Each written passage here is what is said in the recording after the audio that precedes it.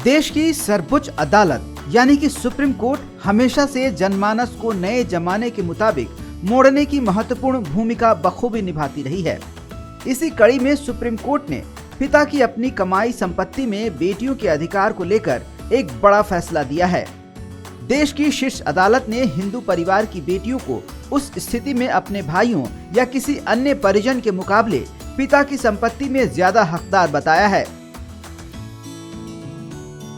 जब पिता ने कोई वसीयतनामा नहीं बनाया हो और उनकी मृत्यु हो जाए, आइए इस वीडियो में विस्तार से जानते हैं कि सुप्रीम कोर्ट ने अपने फैसले में क्या कहा है और नया फैसला आने के बाद क्या बदल जाएगा।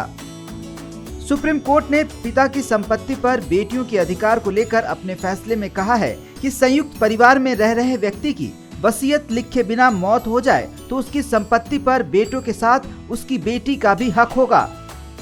सुप्रीम कोर्ट ने एक अहम फैसले में कहा है कि बिना वसीयत के मृत हिंदू पुरुष की बेटियां पिता की स्व अर्जित और अन्य संपत्ति पाने की हकदार होंगी और उन्हें परिवार के अन्य सदस्यों की अपेक्षा वरीयता होगी।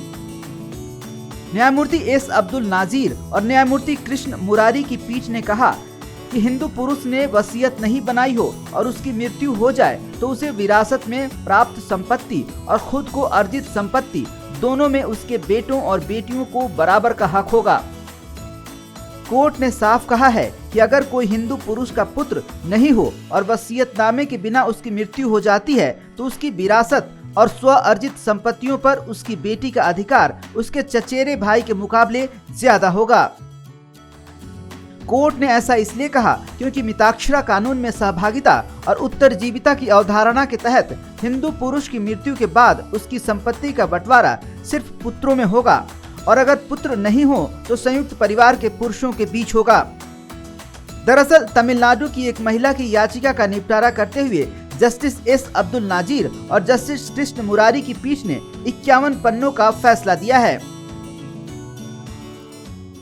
ये निर्णय इस वजह से ज्यादा महत्वपूर्ण है क्योंकि ये बेटियों को, हिंदू बेटियों को उतना ही अधिकार देता है जितना कि बेटों को देता है।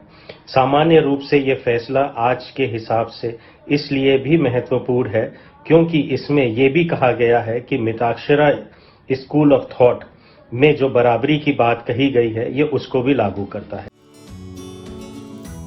ऐसे में सबसे पहले बात हिंदू उत्तराधिकार अधिनियम 1956 की करते हैं, जिसके मुताबिक अगर मरने वाले के परिवार में बेटे और बेटियां हैं तो बेटों द्वारा अपना हिस्सा चुनने के बाद ही बेटियों को हिस्सा मिलेगा।